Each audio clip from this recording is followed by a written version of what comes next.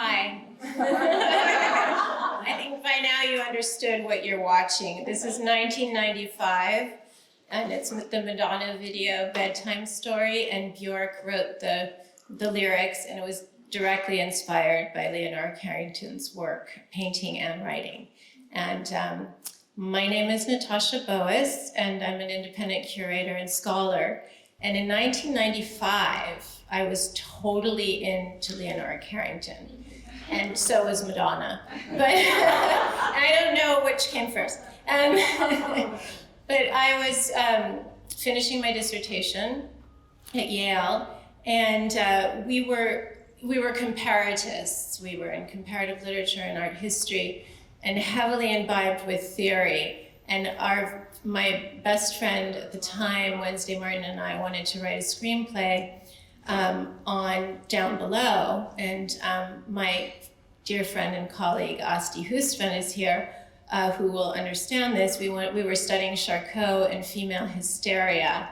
And so it seemed like a very important book to us at the time.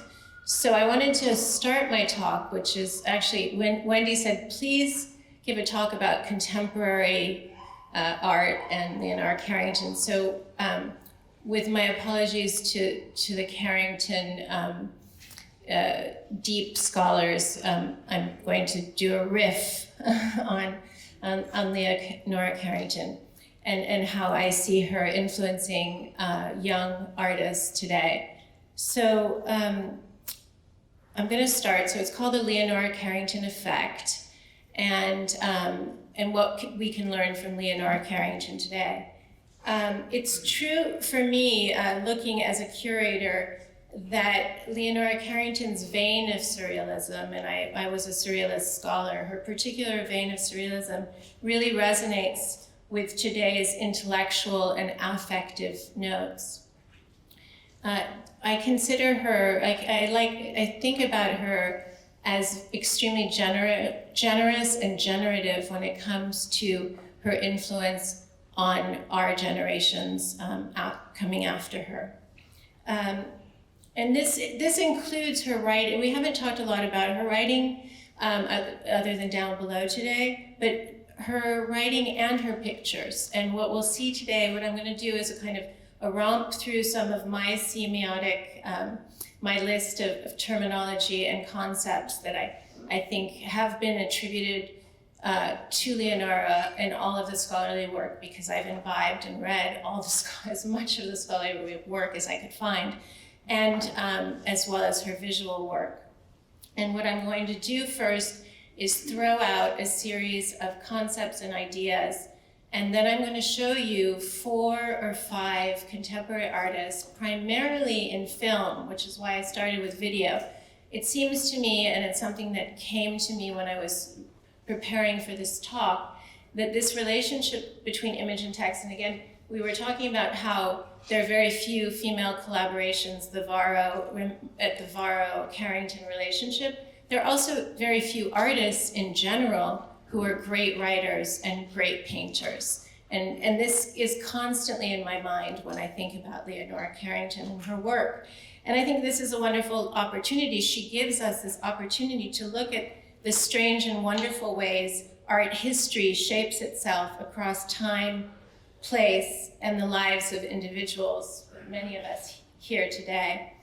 So with this recent resurgence of international notoriety, which includes this wonderful exhibition that Wendi Norris has put together with her team, Carrington, and this is a quote from Carrington, despising no thing, ignoring no thing. She's really, to me, an essential thinker, artist for our fragile time. So I see more than just one effect. I see multiple effects in contemporary cultural practices. And I didn't want to sort of go back into all the fantastic scholarly work that has been done by our colleagues here today, or Susan, who's not here today, and Whitney Chadwick, who's my professor and with whom I worked closely. I'm going to assume that we all know this work today. And so I'm going to move from that premise, and I'm moving forward and backwards and across and under. something occurred to me that in my generation, and I was very grateful that everybody's talking a little bit about themselves and their personal relationships to Carrington. In my generation, we as women scholars were not given the opportunity to tell our own stories. We were always critiquing other stories and learning about other people's stories. And there wasn't this sort of, we weren't given the permission to tell our own stories. And I think that what Carrington has done for many of the artists today is that she's given them permission to tell their own stories. So I'm going to start from that premise. And again, this is not a comprehensive overview. So first, the constellation of ideas to think about when we later look at the works. I want to think about, first off, this was my image to really bring us to the contemporary moment. This is the Darvaux painting in the left, and I don't have to tell you what all of this is, but this has been a very major contemporary event in all of our lives, and we're really living it right now. And let's be honest, this is a dark time. And this Nolite te bastardes carborundorum, does anybody know what it means? Yes. And it really reminded me, there's a painting in the back where Leonora actually uses the term, what is it, Wendi? Canultrifax, which is also a made-up word. These are made-up words from The Handmaid's Tale, by the way, and that's obvious. But I suddenly thought, oh my God, look at these images. This is a Leonora Carrington painting on the left, the Darvaux painting, and these are images of The Handmaid's Tale. And I asked myself, did Margaret Atwood see this painting? So if somebody can answer that, and a lot of people are asking that question right now, I'm not the only one. So if any scholar can answer that for me, that would be great. So I wanted to start off with this idea of the multiplicity of self that's been touched on a lot today. So the feeling of being that is not gendered. So multiplicity of self representation transcends the gendered social limitations of defining oneself. Carrington's works are like self-portraits, which are not titled. They're not telling you that it's a form of self-portraiture. Like the Down Under painting, and which was very important to me because I really feel like that's really a representation of the multiplicity of self. Other terms that are used with Leonora Carrington are hybrid morphologies, gender fluidity, hybridity, androgyny. And I also noticed there are not a lot of male markers in her paintings, even if there is a male being represented, such as the son of her friend. There's not the general male markers that we see. There aren't the male indexes, and that's something, it's almost like a world without men in many ways. I'm also seeing her work resonating with a lot of work that my students are doing on inclusivity and women projects, queer bodies, cyberfeminism, and most specifically on performing gender, which is a Judith Butler, and I'm a huge fan of Judith's, and I teach at Berkeley, at UC Berkeley, so Judith is in our world. Judith Butler, and what you're looking at here is very esoteric for you, but this is a young artist, KRM Mooney, out of San Francisco.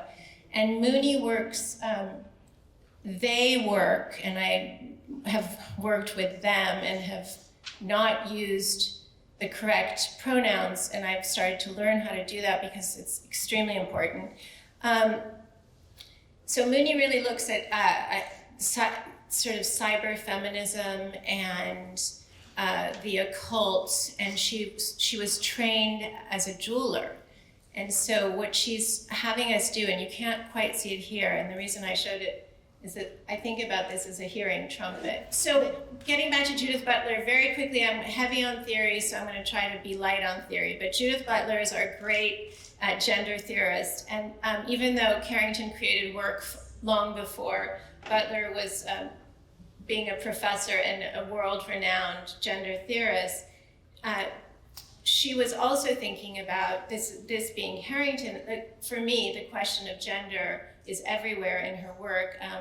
and as a socially constructed idea with her use of masks and animals and cloaks and veils. And you can see that Madonna was very interested in the giantess painting and performance. And one of the things that I discovered when I was studying Carrington is Leonora Carrington did a lot of performances herself in her kitchen and in other places. And we know, of course, the masks and the plays, but she also had these spontaneous performances that she would do with her friends. So Butler explains, and I'll just quote this because I really feel like the gender theory is important to think about today when we think about Leonora. She explains that gender is not a noun, but neither is it a set of free-floating attributes. For we see the substantive effect of gender is performatively produced and compelled by the regulatory practices of gender coherence. And this is, I'm quoting from Gender Trouble, the Bible of Gender Studies. Carrington seemed to seek a way to define identity beyond the given language of culture. She saw animals as a way to perform her own construction of gendered self. And so here, when we're thinking about the body as an unstable place, a lot of artists today are looking at, both in terms of materiality and in terms of how they identify themselves and their bodies in the world as sites of social and political production, and really how this is worked out through a kind of social formation and identity of the self. And when I went to see the show, the Mooney show in San Francisco, this is actually a mouth, it's a cast in bronze of a mouth guard. And these are instruments, musical instruments that she's done. And she's using all kinds of alchemical materials and thought processes as she goes through it. And she says that they say that they're interested in the idea that there is far more multiplicity in the way we are structured than we give language to. I don't use the term cyborg, they say, as it is coded in a specific set of visual references and technology, but the idea of the cyborg, insofar as it derives from a trans-biological context, has been an important part of my thinking. I think there's a kind of folding and unfolding that is specific to prosthesis or bodies that are reconfigurable in various ways. As someone involved in trans politics, I consider rearrangement to be a tactic of survival. There is something truly at stake in this potential. So in K.R. Mooney's work, trans engaged political work,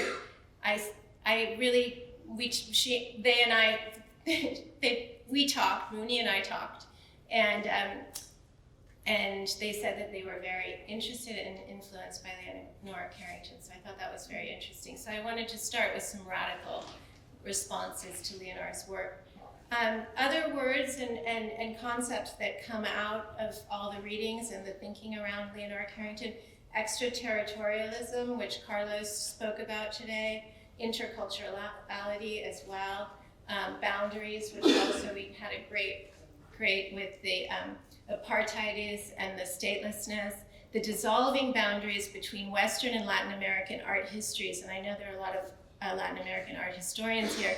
I find it very interesting that when we talk about Leonora, we refer to her as an English-born Mexican painter. I don't know exactly what that means, but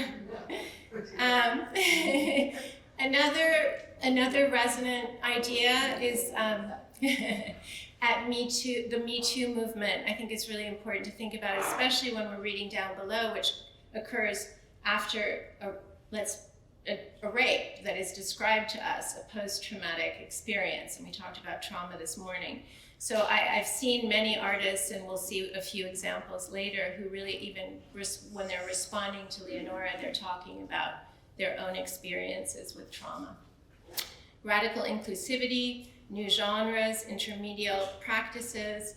Leonora obviously is an author, a playwright, a costume designer, a performer, a painter, a mother, a cook, a friend, all of these things. social surrealism, which is a term that is often used for this certain type of surrealism, social surrealism, docufiction, and obviously storytelling. I mean, storytelling, the key word of 2019, the buzzword.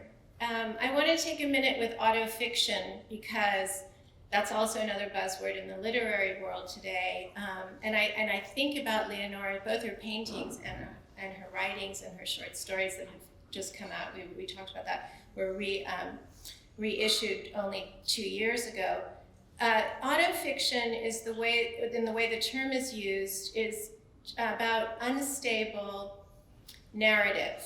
And unstable narrative is very Carringtonian. And it blends the genre of fiction and what might appear to be nonfiction or history, and it's really an unstable compound. And autofiction is used in many ways, and I'm not going to get into that today because all of these are theoretical words, but it's very important that the interactions, the threads of words, the alliterations, the writing before or after literature, about literature, through literature, are being sort of dismantled and unstable. So we don't know in autofiction whether we're reading a fiction, a nonfiction, or something else. And so I would posit that Leonora's writing also engages with this world today of this wave of autofiction. So ecofeminism, another word that's been bandied around and is included actually in the text that the Wendi Norris Gallery has produced, is a really complicated word, and I just wanted to unpack it a little bit today because I think a lot of people don't know what ecofeminism is unless there's a well-known ecofeminist in the house. Anyone want to know? Okay, so the first time ecofeminism, when the term was coined by Françoise Daubonne, who is a very famous French feminist and, let's say, ecofeminist finally, although she referred to herself primarily as a feminist, she introduced the term ecofeminism, écologie féminine, or écoféminisme, in 1974. And we're talking about this moment. We do have, as Tere said, we're so lucky to have this incredible painting that went on to become, a mass-produced poster for the women's movement in Mexico. But basically, ecofeminism sees a relationship between the serious environmental damage done to the earth and the repression of women. But that one relationship can take many forms depending on what kind of ecofeminist you are. It's a theoretical framework. So it's not really intersectionality, and I was thinking about this with my students the other day, which is, in a way, what the problem with ecofeminism and the limitations of ecofeminism, it doesn't bring in, or it hasn't brought in, issues of race and class. So today's ecofeminism has really been replaced by a lot of discourse around environmental intersectionality. So ecofeminism is in many ways a 70s idea, which is neither good nor bad. It's just a historical moment. So we have to be careful when we use the terminology ecofeminism because it does refer to a very specific type of feminism. So Mother Earth, the fertile ground, those are slang terms for women too, right? Mother Earth, fertile woman. That's what ecofeminism was doing. It was trying to unpackage some of this language. And Mother Earth is one of Carrington's very preferred metaphors of the world ravaged by patriarchal systems of violence, war, and destruction. And last night we saw it. It was fantastic, right? Here we saw the play being read, and the subjugation of animals and women, and a world without women was performed last night, and I thought was both extremely painful to watch and incredibly funny. Finally, I don't want to forget figuration, because at this moment in the art world and in the visual world, there is a pronounced, because it's such a political moment, figuration has taken on an incredibly important role in representation and in painting. And you just go down to the Whitney Biennial. I mean, we're in a moment where I was just at the Venice Biennial. Figuration in painting is omnipresent and very important when we talk about identity and subjugation and all of these political issues that Carrington is touching on.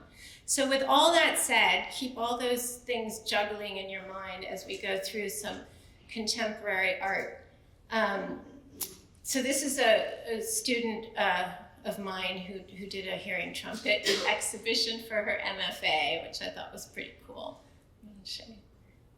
And I'm not sure any of you know this, and I had hoped to have an actual copy of the book today, but the publishers at MIT didn't get around to sending it in time. On July 2nd of next month, this month, 2019, a new book is coming out, and it's entitled Hello, Leonora, Soy I'm Walsh, and it's No Place Press. It's an MIT, one of MIT's publications, and it comes out of a show that I saw, another show in San Francisco, and I'm not going to just show San Francisco art, but we are in a gallery here that is headquartered in San Francisco, and I am also headquartered in San Francisco. So, and New York is not the center of the art world. There are many different art worlds, FYI. So this book came out, and this is a really funny project, and I'm going to show you a clip of her. It's a serious project. I don't know if Anne would like me to say that it's funny, but there's a lot of humor a la Carrington in it. It's a video, Anne Walsh is a video and performance artist. She's one of my colleagues at Berkeley. And this is kind of an encounter with and a multi-part response to Carrington's Hearing Trumpet. And she also, over the past decade, Anne Walsh has created an ongoing multi-part response to Surrealist painter Leonora Carrington. This is what they wrote in the blurb. I'm going to read you this. That was the cover of the book. And these are all the artists that she liked to, that she talks about. And I don't know if you can see this frontispiece, but Candy Darling, Sophia Loren, Louise Nevelson, Alice B. Toklas, and Amy Silman. So she's talking about all these other artists whom she sees are influenced by Leonora Carrington. In the book, the contributions are by Dodie Bellamy, who is a well-known writer, Julia Bryan-Wilson, who is a professor of art history, and Claudia LaRocca, who's also a well-known poet. And so Walsh comes out of an interdisciplinary practice, which includes video and writing and performance. And she wanted to chronicle her visit to Carrington. She went to visit Leonora Carrington in Mexico City, I guess something like 8 years ago. And so this is an adaptation of the Hearing Trumpet. And here are some of the pictures. So this would be a page in the book that she's taken, and she'll do what we imagine artists, analog artists did before the digital period. Yeah? Can you read this? You want to read it in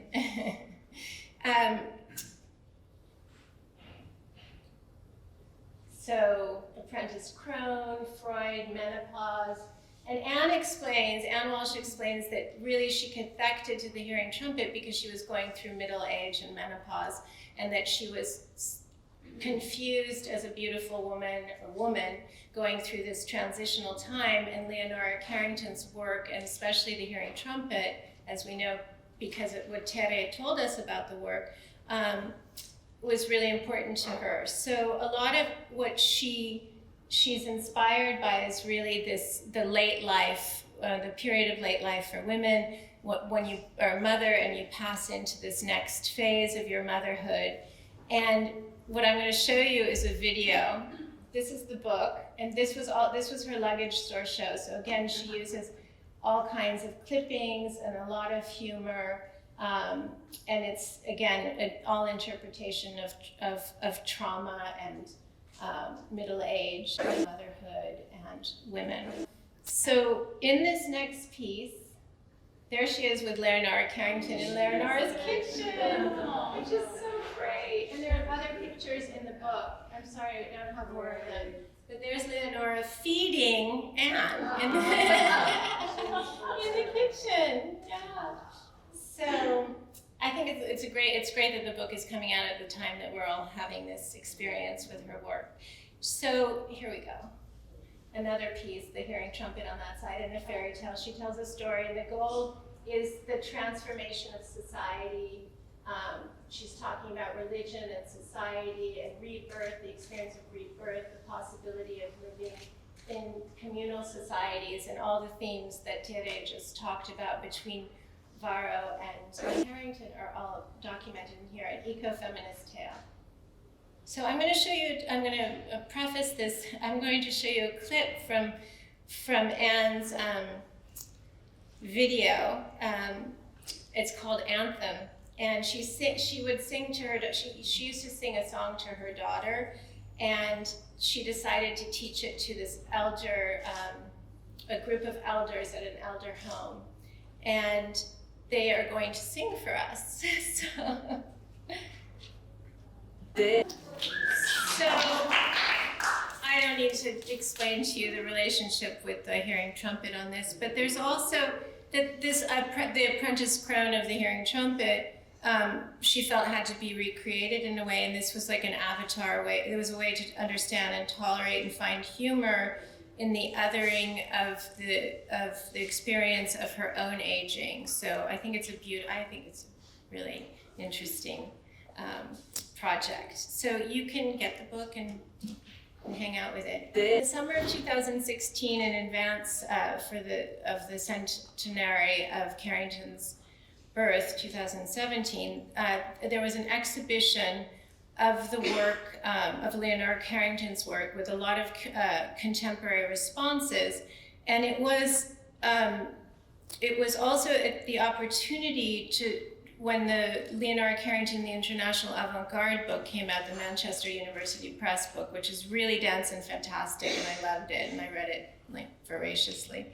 And in this exhibition, we see a film, which I couldn't get the rights to the film, but this is the Lucy Skyar film. So Lucy was born in 1975, and she did a beautiful film on Leonora Carrington. Those are Leonora's hands on the left and her table on the right. And I think the film is called The Joker, and I had the opportunity to see it, but I couldn't get the rights to show it, as I said. But it was initially presented as a kind of oblique homage to Leonora Carrington, and it's 40 seconds long and it loops continually. And the film has a couple of views of Leonora's home studio in Mexico, and then it follows with this shot of the tremulous hands, which is very beautiful. And Carrington addresses the camera for several seconds, yet her discourse is constantly thwarted by Skyar's rapid montage and the muteness of the film. She speaks, but we don't hear her. So it's another interpretation of what I'm calling the Leonora Carrington effect. Another way of thinking about portraiture or self-portraiture or autobiography. I think that Skyar is an interesting artist who works a lot around Leonora's ideas. All right, next up, who here has seen Female Human Animal, the 2018 docu-fiction? So this film was shown in conjunction with the Tate Liverpool exhibition in 2015 that was curated along with the author, the Mexican-British author, back to that, Chloe Arigis. And what's really interesting is that show, and I'm sure many of you have seen that show, but they used Carrington's own words for the wall labels and the didactics. So an interesting way to approach Leonora's desire that we not comment on her work, which I'm sort of trying to do today, but through the work of other artists, because I'm an artist-centric curator and I always look to the artist first. So in this film, which we're going to see, I couldn't get the rights to show the film, and it's become a very successful art circuit film, and it's won a lot of awards. In Female Human Animal, it's by Josh Appignanesi and by Chloe together, and it's shot in the real-life contemporary art world in London. It's a psycho thriller about a creative woman disenchanted with what modern life and modern men have to offer her. So the author of the film and the filmmaker is also the actress in the film. Chloe Arigis is all of those. She does it all. Multi-talented, and we're going to see the actual Liverpool Tate retrospective in the background because the film is filmed. I mean, the clip is filmed there.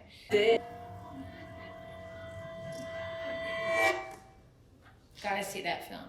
It was made with an 80s video camera, so that you got the 80s effect in there, and it definitely has, as I said, been a sensation, but it's also that it's the author's first time on screen. So when I was talking about sort of all of the different genres melting, here you have a well-known literary author who is now performing in a film about another famous author and artist, and it's an ongoing loop when you watch the film. And it's very much a study of female authorship in so many ways, the external surroundings, the inner life, and sexual desire. So that is a direct Leonora Carrington effect, let's put it that way. So I'm going to move on to the next one. And in fact, in this film, in an interview with Chloe Arigis, she talks about the Me Too angle of the film because she made the film after she experienced a sort of devastating sexual experience. And she also discusses, both she and the director discuss the use of the word social surrealism, which I thought was interesting as well. And by the way, the Tate Liverpool also showed the film The Mansion of Madness, 1973, of which Carrington supervised the sets and the costumes, and it was largely based on the Edgar Allan Poe's black comedy, The System of Dr. Tarr and Professor Feather from 1850. So that's a very hard film to find. Okay, moving on. I was just in Venice, and the English Pavilion showed Katy Wilkes' work. But Katy Wilkes, at the 2015 Tate Liverpool show on Leonora Carrington, she was exhibited alongside Katy Wilkes. And in the spring season, and it was called under Surrealist Landscapes was the heading. And so I started thinking about Katy Wilkes' work, and I've been following her work for a long time. And she's best known for her imaginary environments, which are called poetic visions, her installations that also evoke loss and transformation. Her work is always occupied by beings, often of unspecified gender. Infants, elders, and animals tend to be her primary interests.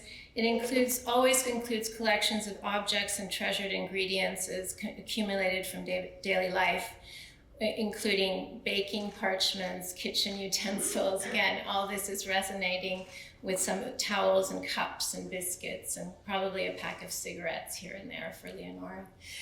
In the surreal landscape at Tate Liverpool, she won the Turner Prize. You probably know about Katy Wilkes' work, but it was, I think, a really interesting curatorial decision to show both artists' work together. It was actually, in suite. So you went through Leonora to Katy's work, and these are images from the show.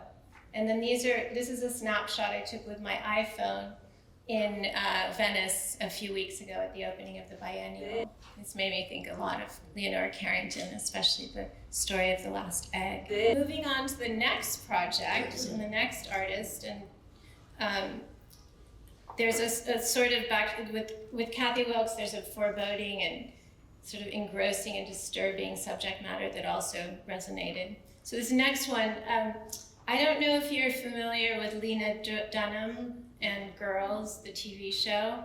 And then Lena Dunham, who's also the daughter of a famous artist in Manhattan, she started Lenny Letter, which for young women has become because it ended. She started in 2015 to 2018, and it was a feminist newsletter that she founded, and it was published by Condé Nast. I loved it. I would read it all the time when it came through. And so it was a weekly online newsletter. And in September 2018, I found this crazy project, entitled Resurrecting Leonora Carrington's World. It's a pilgrimage to discover the inner workings of the last living surrealist. And although it was published in 2018, the women, it's a collaborative project, and the women who collaborated, the three women were Heidi Sopinka and Alicia Piercy and Natalie Matuszewski. And they went to visit Leonora, or they thought they were going to visit Leonora in 2007. So I'm going to read a little bit from their project, and I'm going to show you. That's the three girls, and these are the reproductions of their version in Mexico City of Leonora Carrington painting. Their interpretations of her paintings with them, they pose in the paintings themselves. So they write, it's like we trusted a deep sixth sense. We left for Mexico City without cell phones or any address or contact for the person we had traveled to find. We sought a woman who created a matriarchy, who lived and worked in this feminine consciousness, despite society relegating her to the periphery. It was 2009. And she was the last living surrealist, then 92 years old. Alicia had been conjuring Leonora for years. I'm going to keep moving so you have some more. And that's Alicia. Alicia had been conjuring Leonora for years. She had exhibited a collection of Leonora's novels bound into sculptures using leather, snakeskin, and gilded teeth, and had performed buto dances wearing papier-mâché animal heads that recalled those in Leonora's stories. On the other hand, Heidi was struggling to write her first novel about an old woman and had happened upon Leonora's The Hearing Trumpet and discovered that it focused on an eco-feminist heroine who, like Heidi's, was 92. Heidi was breastfeeding her second child, trying to write. She realized Leonora had raised children and had a full artist life simultaneously. We all three wanted to be like her, but had no idea how to. As mothers and artists, we needed this new vision. So they went on to create and inhabit compositions and constellations full of half animals and half human figures, fruits and vegetables from the markets in Mexico City. And they talk about it was like unpacking a dream. They had 80s ball gowns and shredded black Edwardian dresses. And so that's their project. They never got to see Leonora. Leonora didn't take them seriously, I don't think. But at least they created this incredible project. So I wanted to share that with you. I found it very interesting. That's Leonora's house that they managed to get a photo of, but never were invited in. But it's part of their project as well. Okay, I'm going to move on to the final images and our little romp through the world of Leonora Carrington, the world of the effects of Leonora Carrington. These images, these final images with Tilda Swinton, I'm sure some of you recognize this. Tilda Swinton worked with photographer Tim Walker and did a series of photographs for W Magazine in 2013. And the reason I'm bringing this up is that Tilda Swinton actually was here last week because she's been fascinated with Leonora Carrington forever, and a British woman, and she's knew members of her family, and has been wanting to act or recreate or be part of a Leonora Carrington project, and is currently really thinking seriously about doing a film on Leonora Carrington or about one of her texts. So this was a series of, I don't know if you can see her if the image is right, but Tilda's up in the left, and these are Carrington. She also did a series with Barrow. This is very beautiful. Tilda and the following artists, Lynn Hirschmann Leeson, have collaborated on 3 sci-fi cyborg films that traverse the 70s to the 80s to the 90s, and there's a 4th one in production called CRISPR Fever, and Tilda stars in all of them. And Lynn Hirschmann Leeson has also been preoccupied with Leonora Carrington for many decades now, and Lynn is really the inaugural portraitist of the information age, and she's an astutely was supremely astute observer of the protocols and institutions that mediate and invert issues of female identity. And she's now a septuagenarian, and her work is primarily media-based and technology-based. And she'll be showing in November at the Shed here, a really interesting new series. So this is Lynn's work. And she talks, Lynn is very influenced directly by Leonora Carrington, and we'll talk about that. She's also been making films for the last 4 decades, and Tanya Lee Bridges won all sorts of awards, as well as her history of the women feminist art movement. And so check it out, Lynn Hirschmann Leeson. She's widely recognized as a feminist artist. And what interests her in sort of connecting to Carrington is what I started out the talk talking about, the multiplicity of identities, that or multiplicity within one identity, that the multiplicity can play out in important ways in all these visual contexts, and creates a really can create and represent a really unstable identities, which in many ways we as women artists and thinkers and activists can somehow overcome and control. So what I wanted to end my talk with, this is another, I thought about the horse here when thinking about Leonora. I wanted to end the talk with a never been seen interview that Lynn Hirschmann Leeson did in a film that has not been released, where she interviews many well-known women artists in the 80s, and it's been in 1985. These are more of Lynn's pieces. Water Women, Marvelous Still. So this is an early documentary in 1986, and Faith Ringgold comes right before Leonora. So this is my conclusion, and we're going to hear from Leonora herself. I had children, and of course children take up a lot of time, a lot of energy when they were small, but in Mexico. But I still work quite a lot. Every kind of work or anything we project from our psyches, if we try to become more aware of what we're doing, always connects with alchemy in one way or another. Perhaps we connect a little more to our interior life because of projecting it and because of our task to make it as precise as possible, which is never very precise. I'm very concerned about the process of aging, and I believe it's something that we're all very frightened of, getting old, old age, sickness, death. It's things that I think that we know, well, younger people know very little about. They don't like to think about it, and then it catches up with you if you live long enough. And I believe that we really should know more about it, because after all, I think that old age is really a big lesson. And I believe this lesson or knowledge about our humanity, we cover it by trying to be younger, perhaps, trying to pretend we're not old, trying to pretend we're not going to die. And I think that that is a wrong attitude if you're talking about attitude.